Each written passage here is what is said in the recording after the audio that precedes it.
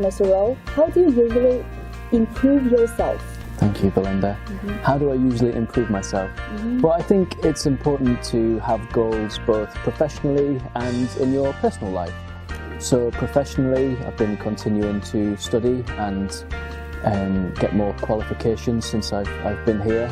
And in a personal life, something that I look to improve for myself is my guitar playing, as I play with some other teachers in a band here, and it's something I try and practice every day. So yeah, having things that are going to benefit your career and also benefit yourself. Okay. Have you ever attended any volunteer activities, such as teaching in poor country schools? Sure. In one of my previous companies, we ran a scheme where our students donated books and other learning materials, and we took those to poorer schools in the countryside. A few teachers went out there a couple of times and we taught some lessons and gave the donations, and that was a really nice charitable initiative that we did. Okay, now let's talk about something about teaching achievement. Okay. What achievements have you got in teaching?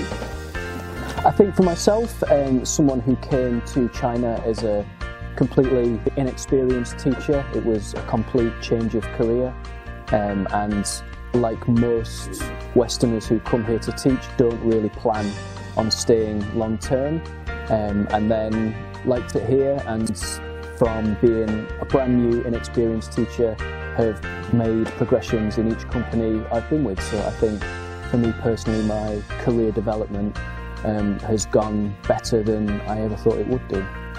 Okay, what achievements have your department got within districts or the city? I think for us, the international department here, something that really shows how far we've come is the number of students that we have. So only a couple of years ago we had only 20 students in the department, and now there's over 100, and we're continuing to grow not just in student numbers but also staff as well. So I think that's a measure of success of any business, any department is continuing to grow. Okay. Have you ever met any impressive students in teaching? You can tell the stories between you and them and share a case that the student has improved his or her grade under your support. Yeah, I think you can kind of find impressive qualities in just about every student once you get to know them. And there are a few cases that stand out, but for me it's the little things that students do. One of the main things that any teacher really likes to see is a student listening to the teacher and taking their advice. And it can be just little things on, for myself teaching history, something about structuring essays or how to deal with analysing different types of sources.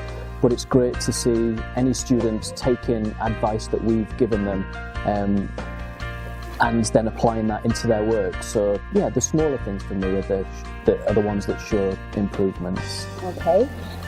So as an experienced teacher, please share the problems that fresh teachers may face and techniques and skills they can use to solve the problems. Yeah, I think something that can be difficult for non-Western teachers to appreciate in China is the culture shock of first coming to China. Even if Western teachers have maybe travelled here on holiday before, moving to not just a different country, but China can be like a different world for a lot of people. So I think adjusting to life in China can be a big thing for most teachers. And generally you get a kind of a feel pretty quickly how teachers are going to get on living here in China. As for professionally, I think for a lot of new teachers, normal kind of teaching things like classroom management and this sort of thing, but I think dealing with some things that are specific to Chinese learners, especially if those students have been in the Chinese public schools, a much more kind of conformed structure, whereas they come to an international way of teaching, which is a different classroom structure, a different way of teaching. So trying to engage with some of those learners and get creativity out of them can be a challenge for some new teachers here when they're not used to working with just Chinese students. Okay. Can you share some of your educational goals? My educational goals, yeah, certainly just to keep progressing and keep studying. Smaller qualifications, bigger ones, it's something that I'm currently working towards, and I think it's important for people, and especially in this day and age, to have the qualifications for anybody who wants to stay long term and make further career progression. So yeah, there's still things that I'm working towards in the future. Okay, that's all. Thank you. Thank you very much, Belinda. Mm-hmm.